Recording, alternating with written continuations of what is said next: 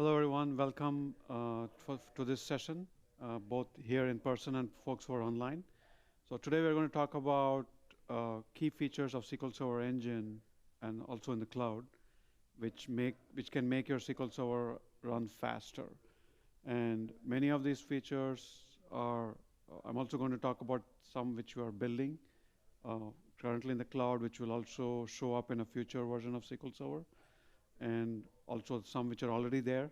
And this will help you make your product run faster, get your business achieve the real performance and availability that you're looking for.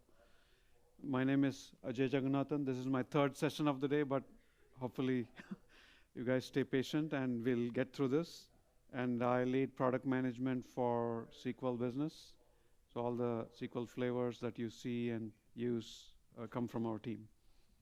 So today we'll cover uh, three main categories of uh, product features which help with your business, right? The first one is scalability. We'll talk about two new innovations that are now in cloud. It'll be coming later to SQL Server. So one is called metadata versioning and the other one is optimized locking. We'll talk about how this is going to help improve run very highly concurrent workloads and avoid some of the common pain points that you see, like around concurrency, blocking, etc. The second one is performance itself, right? So we are leveraging some of the new innovations in hardware to get the higher performance that you need from the engine, right? And the last one is availability. It's a very important category. Customers care about their database downtime, right? So we want to make sure we continue to improve the availability story. We have made some improvements to improve the recovery, which is usually one pain point, and the second one in the availability group space itself. So with that, let me start with the first one in scalability, which is metadata versioning, right? So I'll just give you some quick context. What is metadata? So metadata is data about your data itself, right? When you create different types of objects in a database, SQL or any other relational product has to keep track of what these are, right? Almost every component within SQL pretty much needs metadata to track about usage and various aspects of that. These are all stored in various system tables, right? If you query some of the system tables, you will see such information. One example listed here is SCH-OBJS. So that keeps track of every object you create in the database, like whether it's tables, views, stored procedures, etc. Sysindex stats keeps track of index statistics, as you can see. These are all system tables, and you normally don't directly query them. You usually query a DMV or a catalog view, but underlying, if you look at the description of those, they query this. So this is where we keep track of that. And as I said, you query through catalog views to access these. And like as I said, it's pretty much every single type of object you create in the database or server needs to be tracked, right? So creates, drops, updates to the objects types. Like for example, if you add a column or a drop, change data type, everything requires an update to this. And if you attended an earlier session, we talked about latching and such. So some of the problems you get in system page contention is because of those.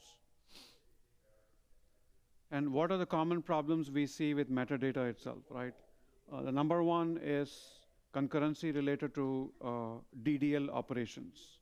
So DDL operations are anything like create, update, updating the database, such as alter table, alter index, etc. Those are all called DDLs. Create database, create index. Those are also DDLs. DDLs take schema modification lock, and it is not compatible with concurrently running queries. Like if you're running a select query, it needs a shared lock or a schema stability lock. They will not be able to run in parallel. So it's blocked, right? So if the long-running DDL operation is running, your select queries are blocked. Or the opposite also happens. If you have a very busy system where continuously running queries with no window for maintenance to run these DDL operations, then you're always waiting, right? So that's a big problem. And some side effects, right? If you're, for example, if you have like a always-on environment on the secondary replica, there is a redo thread which continuously replaying the transactions which are coming from primary to keep the secondary up to date. And if that redo thread also has a DDL that came in from the primary, that can be blocked if the secondary replica is used as a read replica and customers are running reports, right? So that's another thing. A side effect of this, you might see log growing because we cannot truncate the log and space becomes an issue. Or if the server restarts, then you have to replay a lot of transactions which were blocked, or you have to do your analysis phase undo and redo. So it creates performance issues and availability issues, right? Here's a quick flow of how this problem surfaces, right? Let's say you have 2 sessions running on the system for simplicity. In session 1, you're running create database, and then you're doing alter database to set the isolation level to snapshot, and then you're creating a table and inserting some values. That's your session 1. In session 2, let's say you are doing a select from the same table, and you have a transaction which is open, but it's not finished yet, right? Meanwhile, while that transaction is running, let's say you come and try to change the schema on the table itself, like alter table. What happens? Because you're running in the snapshot isolation, we will try and update the schema. And then on the session 2, since it's not finished yet, it'll fail. It'll notice that a change has happened because the select query initially had only 2 columns. Now you've added a 3rd column. It'll give you an error message that your table does not match the original definition when the transaction is running. So you're typically used to seeing this error. Or if you're doing the reverse, your DDL will be blocked, right? So that's the problem we're trying to solve. So here, the solution is basically what we call metadata versioning, right? So the goal with this is not to block any snapshot isolation queries, read queries, and they will not block DDL operation. It supports, right now we are working on support only on the primary replica, but eventually we will also add support for metadata versioning on the secondary replica, which means you can, your queries like your redo thread will not be blocked. And the initial version, right now feature is in private preview in Azure. We added support for metadata versioning with alter table, add column, and database needs to be in read committed or snapshot isolation level, right? So with this new experience, we have also introduced 2 new log types. So previously I said these 2, alter table takes a schema modification log, and it's not compatible with most other concurrent log types, like schema stability. So here we have introduced a new log type, schema creation, schema version creation. You will see in your queries, if you run sys wait stats and such, you will see sch-c. And then for select query and others, if you're running in snapshot isolation, they will acquire a schema version access log, SCHA. So that's what you will see. It will not be SCHC. So SCHC and SCHA are now compatible, so they can run concurrently and they will not block. And it needs to be in snapshot isolation, so we can use version store to query against version records. So let me show you how this works, right? So same example like before, right? On session 1, you're creating a table with a couple of columns. So session gets executed, table gets created, and one record gets inserted. That's the output of that session. In session 2, transaction 2 tries to select from the same table. It gets executed because it is under snapshot isolation, and it uses version record. So it returns the same value which was just inserted. And this acquires the schema access log. Now, session 3 comes in and updates and adds a new column, right, to the column department. So session 2 executes. Transaction still open. I think that should say session 2 there. And then at timestamp 4, we run the select again back in the original session. Previously, it would have failed that the snapshot error changed, like you saw in the previous slide. Here, since schema create and schema access locks are compatible, we will be able to run the query again, and it'll return the same value, because what we do here is we use the last committed version, and we will keep using that as your source to return the results. Since the transaction which modified the table has not finished, it will not return the new column here.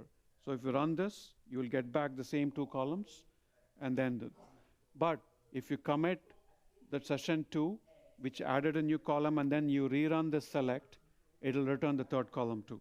So that's the big difference, and it improves concurrency of DDL operations while this is running. So let's see a quick demo of how this looks, right? In the first demo, I'll show you the problem itself. Right, so you can see here that I have a query which against this databases, where I'm going to look at its current state, isolation state, which it basically says snapshot isolation is on and read committed snapshot is on. So which means I can do versioning on this, right? So next, I'm connected to Azure SQL Database for this demo, but the same demo should work for your SQL Server. So when I upload the deck, you can listen to the audio also and watch this demo also. So now let's go and run this query. Right, so the snapshot isolation is on and read committed snapshot is on for the database itself.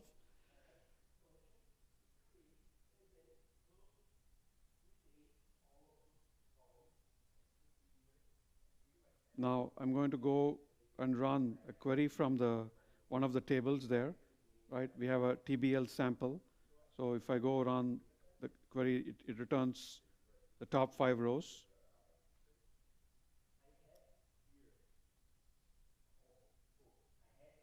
And note that this has 3 columns now. Now let's go and run the DDL statement, alter table. Note that I have a begin tran and alter table. I'm not finished the tran. I'm going to leave the transaction open.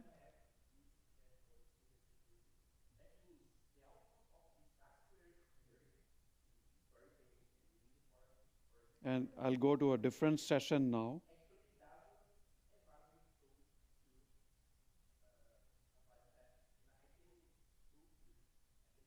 And try to run a select against the same table. So in this example, since metadata versioning is not on, this is going to get blocked.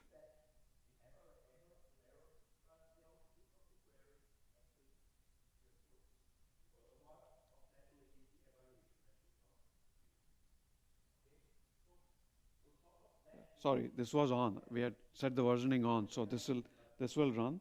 So now if you go look at the various types of lock we acquired, you can see that you will have a schema access for the select query, as well as schema create for the other query, right? So you will not be, so these two locks are compatible lock types. Let me scroll down, and you can see that it acquired schema create lock for the alter table, and then you will see the other lock for the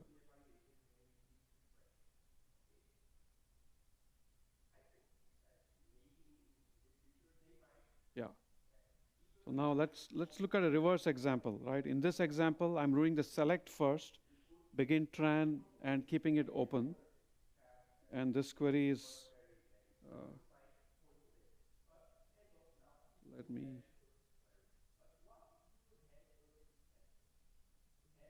I think I'm still in the same slide. Okay, here.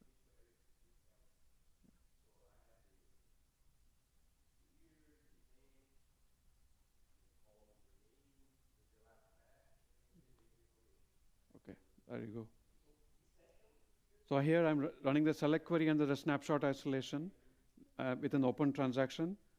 Now let's go and try running the DDL from the other side.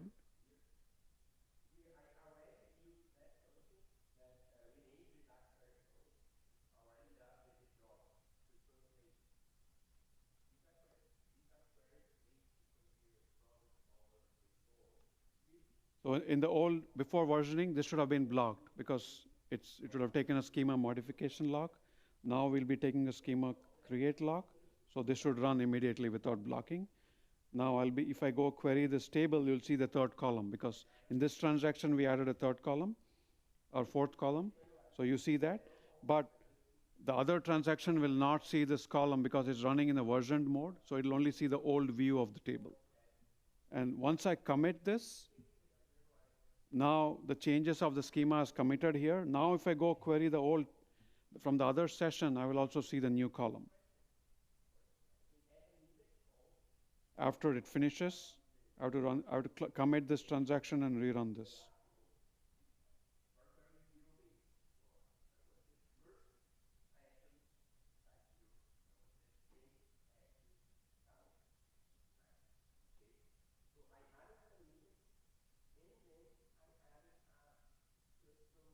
Which I didn't do in this recording, but that's what happens. Okay, so now let's look at the second feature. So actually, before I go, any questions on metadata versioning? Okay. The second one is optimized locking. This is the first time in the history of SQL Server, more than 30 years, we have introduced, I would say, a significant change. It's a revolutionary in the database transaction locking semantics. How many of you have to deal with lock escalations, row locks, page locks, lock memory problems, right? This changes it. This eliminates pretty much all of those. And we'll see how, right? The main goals of this is to improve concurrency by reducing lock escalations, lock memory usage, and blocking, right? And it works by introducing two new transaction semantics, right? Normally you're used to row locks, page locks, table locks. Now we are introducing something called transaction ID locks or TID lock. So you acquire locks only at the transaction scope, right? So which means you only have to acquire, you only protect the row using the transactions which the rows touched by a transaction. The rest of the rows are not held till the end of the transaction. And which basically means instead of acquiring, let's say you do a select star from a million row table under a transaction, as soon as each row is finished accessing, you will release the row lock, but you'll continue to hold the TID lock. When I do the demo, it'll become clearer. The second, it works in conjunction in what we call lock after qualification, which means it only acquires locks on rows which are eligible for your query, right? Normally, if you do like a update table set column with a where clause, in the old example, we may have to touch multiple rows and acquire and check.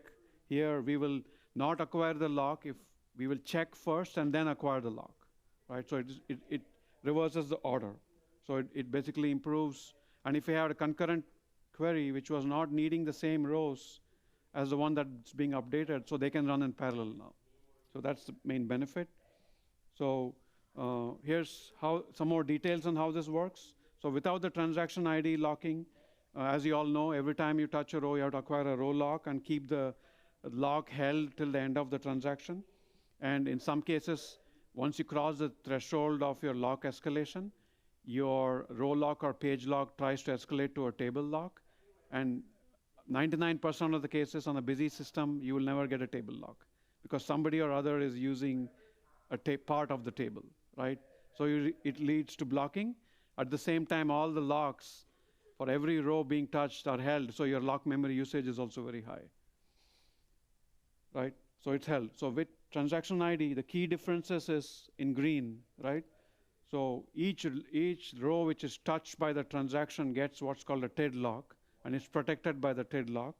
And you no longer have to acquire and hold the exclusive lock for the duration of the transaction. You hold it only when the row, let's say you're updating that row, you acquire a TID lock and an exclusive lock. As soon as you finish the update, you release the exclusive lock, but keep the TID lock till the transaction commits. So it does not block, right? So basically the third bullet where you only hold it for the individual row update. Since you're not holding the millions of row locks for a long time or page locks, it will not result in heavy lock memory usage, nor will it cause lock escalation because you will not reach the threshold. So that's the main difference you will see. How lock after qualification works. Um, like I said, we take the lock first, and then you evaluate if that row qualifies for an update.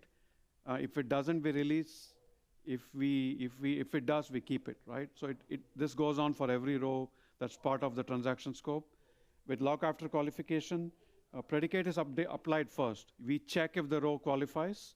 If it's not eligible, if it's a filtered thing, then of course, if you're updating the whole table, that's a different thing. But if you're updating partial, then we don't take locks for rows which are not eligible for the transaction.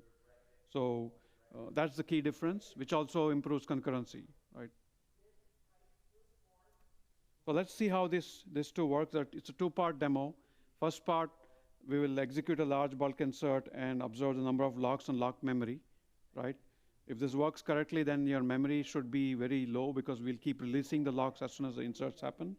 Second demo shows lock after qualification working.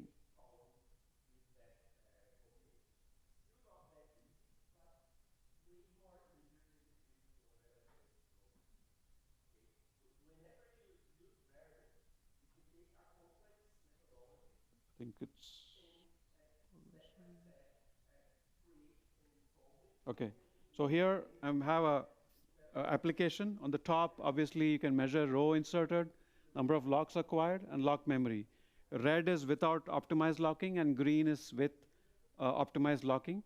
The first thing you can see, the transaction throughput for the 10 million rows is faster, right? Number of lock acquired with optimized locking is pretty much non-existent, right?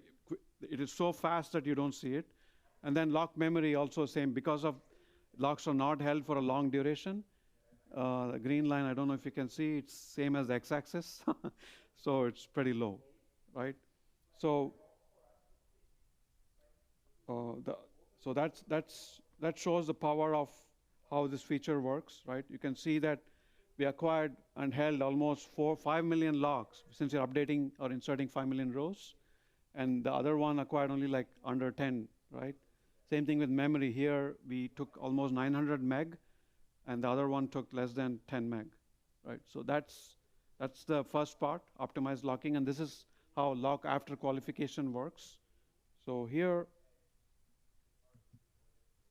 I have a table, like a session state table, which is common for tracking like internet applications which are keeping ASP session state.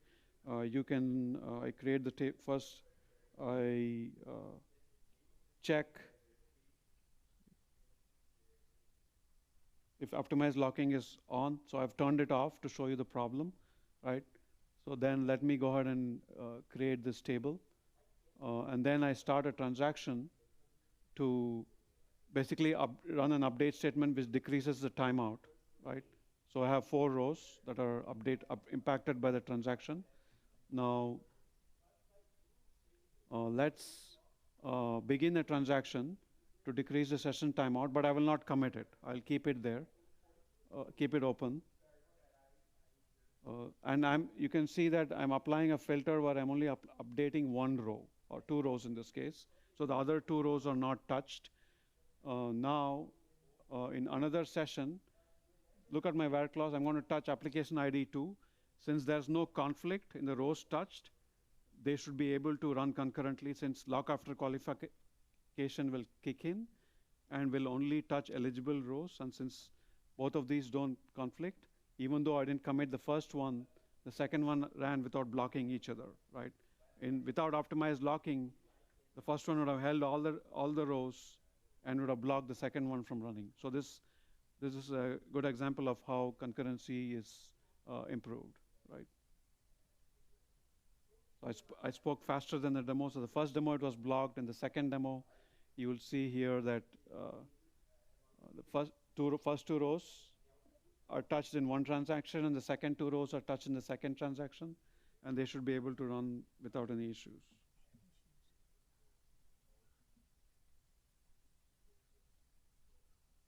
Yeah. So that's optimized locking working for you. I'll pause before going to the next topic. Any questions?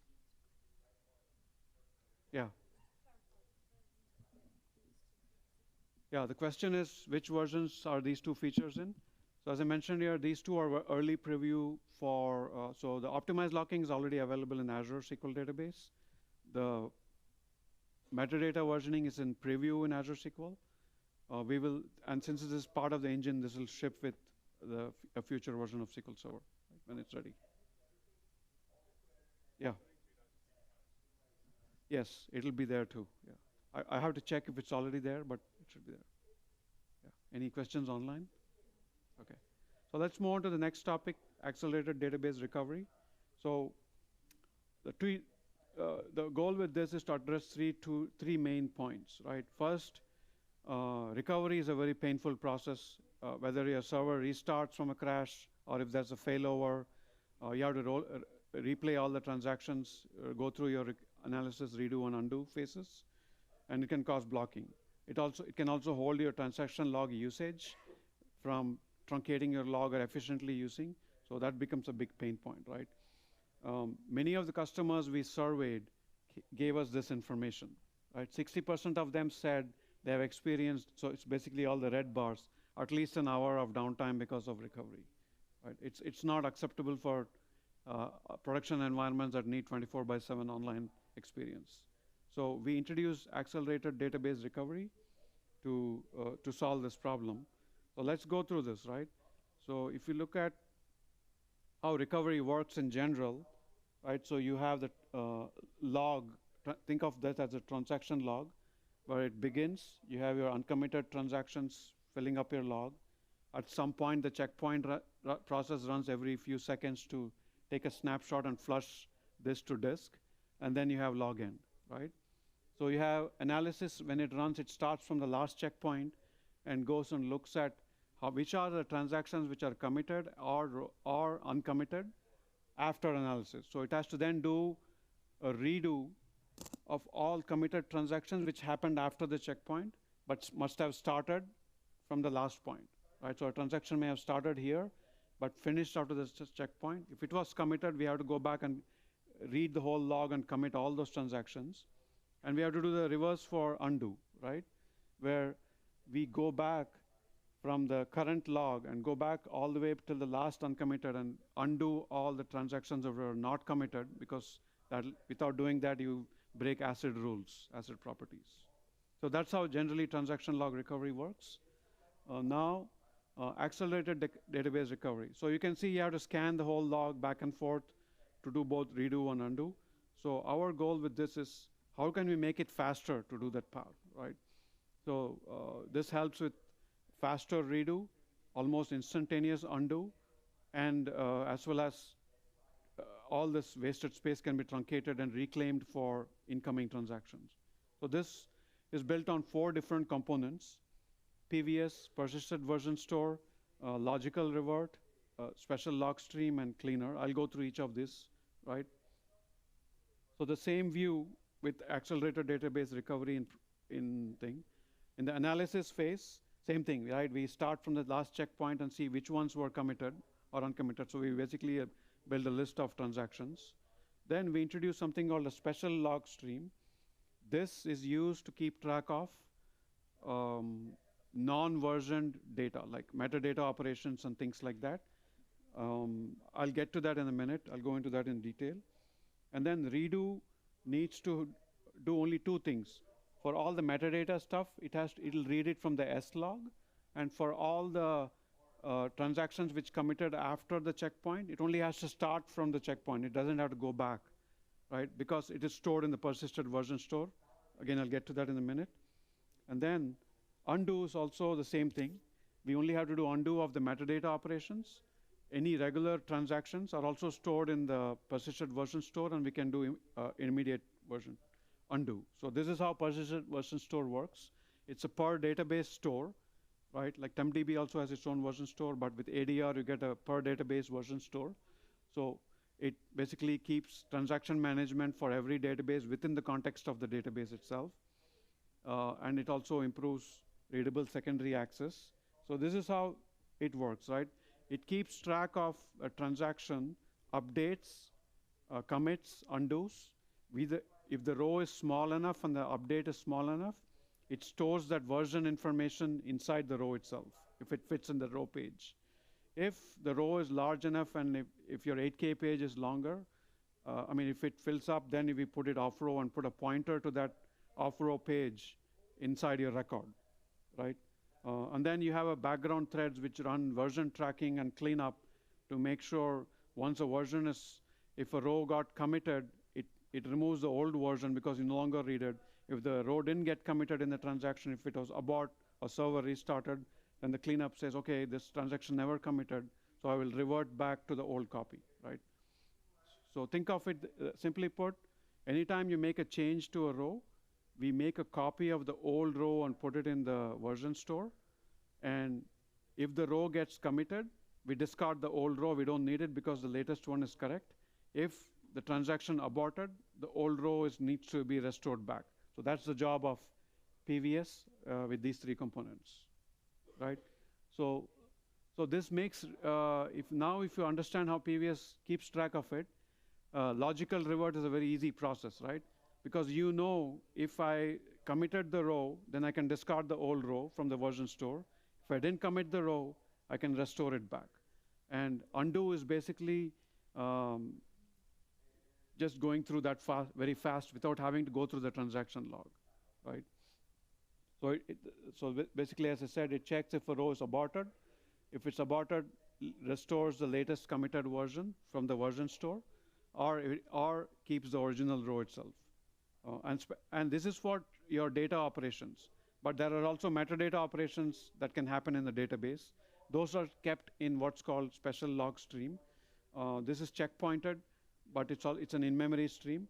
And it helps you periodically truncate as transaction commits.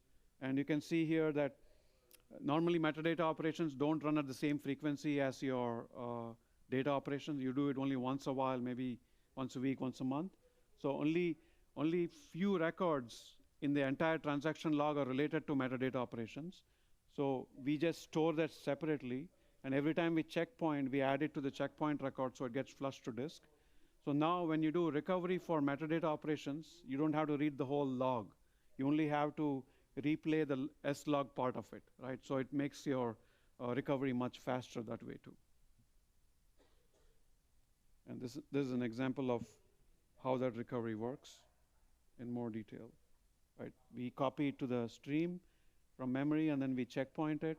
And redo starts only from the checkpoint for normal redo, and for redo for metadata is done from the slog. That's how this graphic works. Let's see a quick demo of this in action.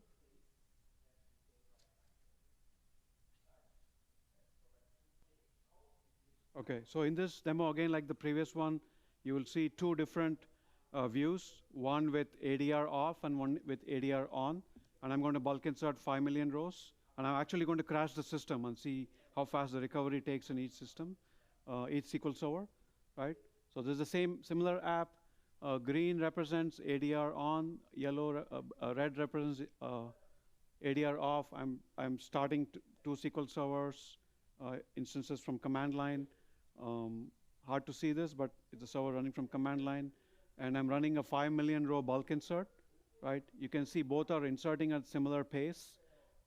Transaction log size, like I said, we have better space management since we use version store. So you can see the green one is using lesser log space compared to the red one. So it's literally roughly about less than half of the other one. So now we have about 2 million rows inserted. Once it reaches the 5 million rows, we will crash the system and restart SQL Server and see how fast it is. Can anyone guess how long it'll take for each recovery to run?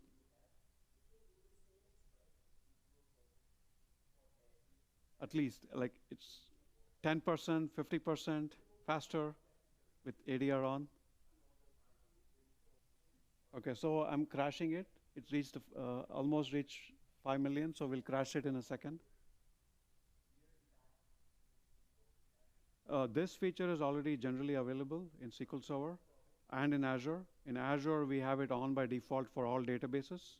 One of the reasons why we're able to achieve high availability. And even if you're doing failovers, this will work and the recovery will run very fast, right? So we are almost near the 5 million mark.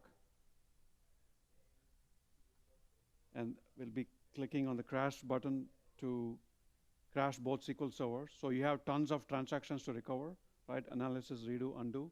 So let's see what happens. You'll see 2 new charts at the bottom, which shows recovery time, right? So I restart the instances to simulate crash. And recovery on the left with off and on. So what did you notice on the right? It's already done. 3 seconds. And look at the time remaining for the first one. Right? I mean, if you have not paid attention, you would not have noticed. So that's how much time you have saved in downtime, right, for the database. And it's a per database option, so you'll have to, it's not like a server level, so you'll have to turn it on. So whether your server crashes unexpectedly or you're doing patches and you have to update your system and SQL Server restarts, or if you have to do a failover, in all 3 cases, you can see the speed of recovery, right? So the other one is still running. This one has finished. And you can see the stats we print in the error log for recovery for every database. In 3 seconds, we were able to complete it. Here, it's still running, and it's only 80% done. So every second counts, especially if you are like a 24/7 systems, right? Especially like a trading system or gaming system, which cannot afford even a millisecond of downtime, right? So the question is how much additional space you need, right? It's not easy to say because we don't pre-allocate space, right? It depends on number of concurrent updates or changes that are happening. But we do have background threads which will clean up the version store as transactions commit. So it's a factor of your transaction volume and size of your changes. But the main benefit is you're improving performance. Storage is not a big deal nowadays. It's more performance and availability is something people want more, and they're willing to expand the storage to accommodate that, right? And this is not in TempDB. If it was in TempDB, you will have other contention issues and such. So since this is per database version store, it helps with managing resources independent of each database. Yeah. No, it's just the end of the demo. Yeah. Any other questions? Yeah.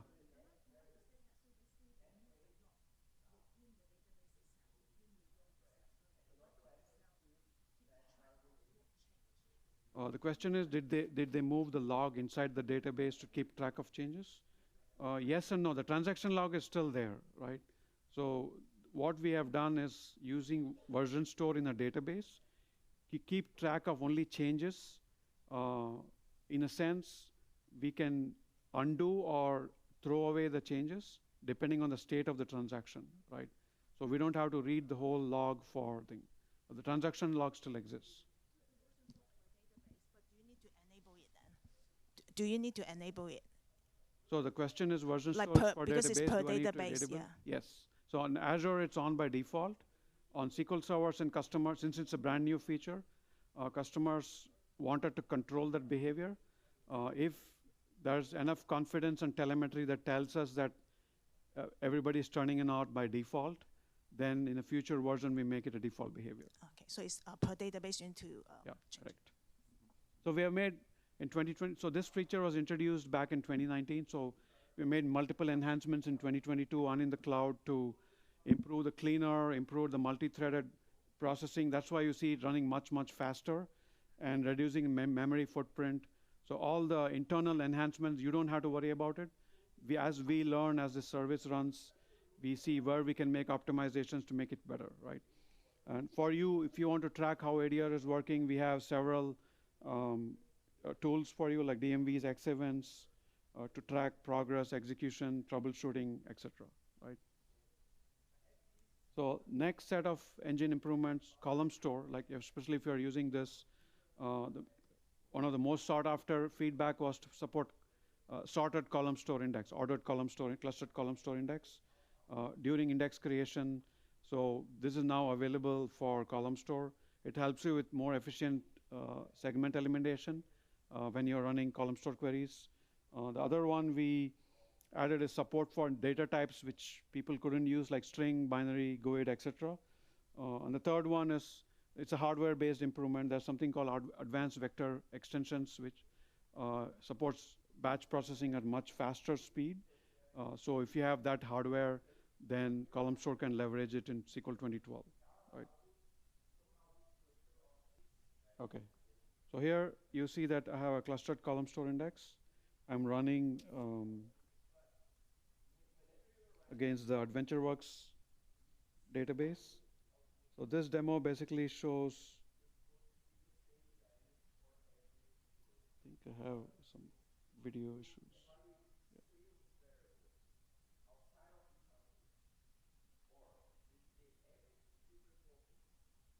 This query shows the various segments that are created for that index. So you can see that there are about 6,000 segments on that clustered column store index.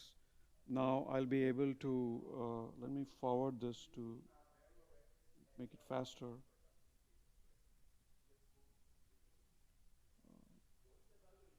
So this query, basically we turn on statistics to look at segment elimination information with aggregation.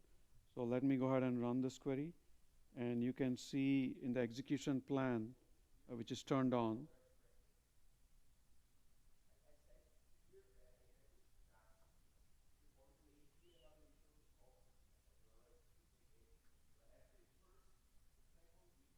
here.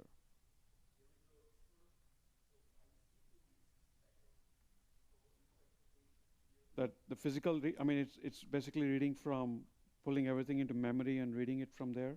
It's so mostly logical reads at this point.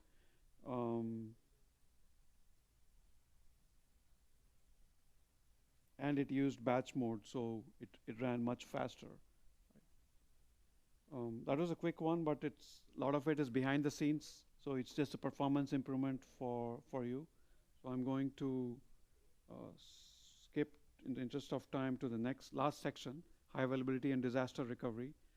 Very important area from an availability standpoint. So we continue to improve the scale for this as we learn.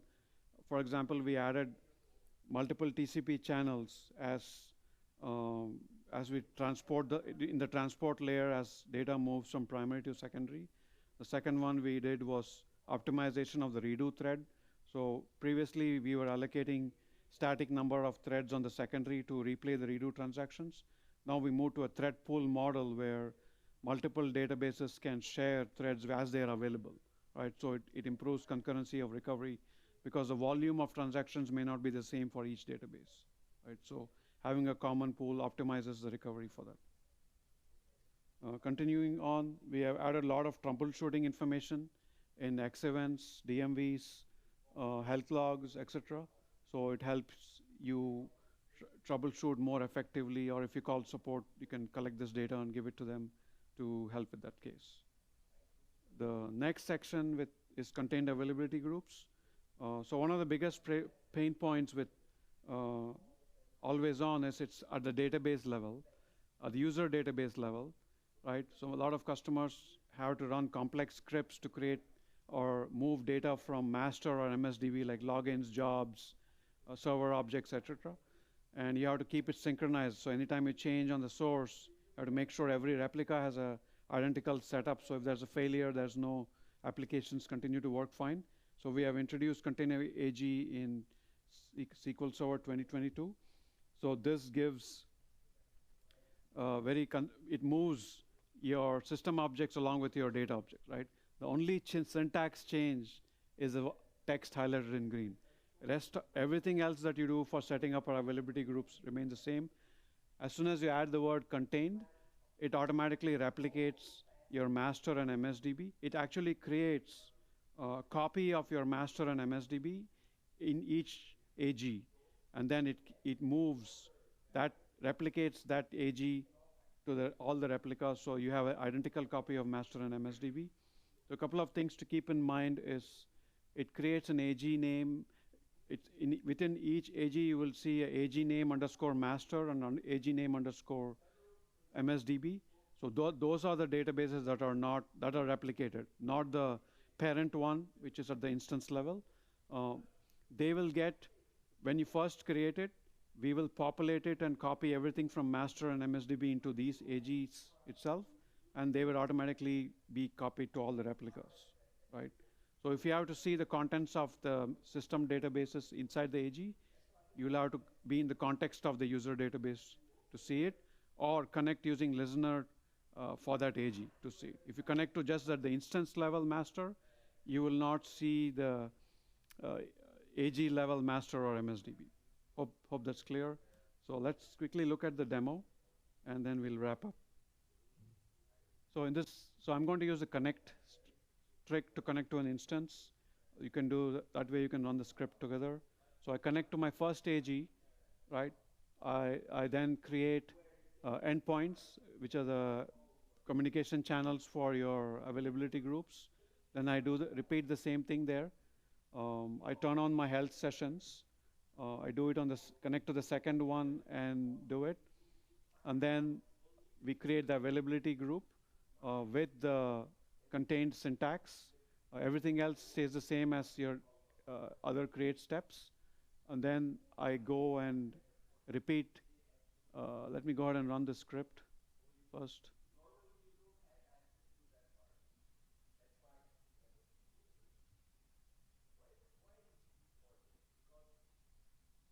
And then go to the second replica and create the endpoint. I start the sessions there for X events and create and join that replica to the primary. It's a long script, but it's very easy to do it. So once this runs,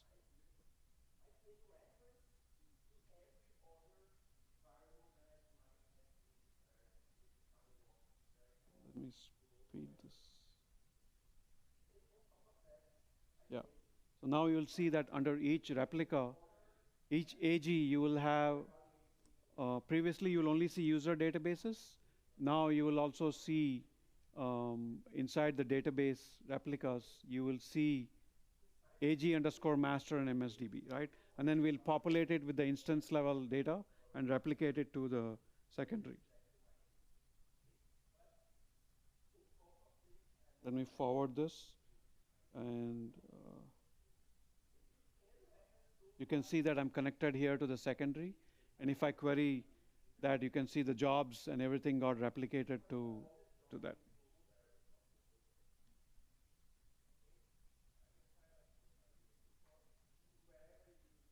I'm going to just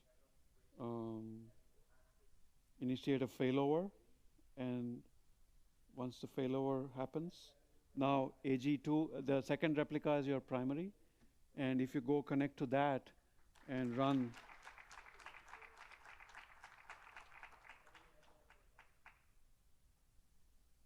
you'll see that the job is there, right? So that way you don't have to script it out and manually have to do it. So that's the end of the demo, and actually that's also the end of the session. So thank you for joining me. I'm happy to stay back if there are any questions. Are there any questions online? Yeah. From the parent level, that's a good question. Do we copy all the jobs? The first time when we initialize the AG level system databases, we copy it from the instance level. So if you don't want anything, then you have to make sure they are removed. And that way it does not get replicated. And anytime you add a new AG, new one at the master instance level, those are copied down. But the other way doesn't happen, right? If you add new jobs at the AG level, master or MSDB, or new logins, it stays at the AG level. It doesn't go back up to the instance level. Thank you, folks. Yeah, question, one more. So the question is where is the PVS stored, right? The version is stored, like I said, it's at the table level, right? So you have a row pointer if it's off row, or it'll be stored in row if the table has space to fit, if it's not a wide row and it doesn't fill up your page, right? Yeah, I don't remember the exact stored procedure, but our documentation covers how much space you can estimate. But happy to follow up offline if you need that specific information. Yeah. Thank you, folks. I'll shut down here, but happy to take questions here or at the booth area. And please do complete the feedback.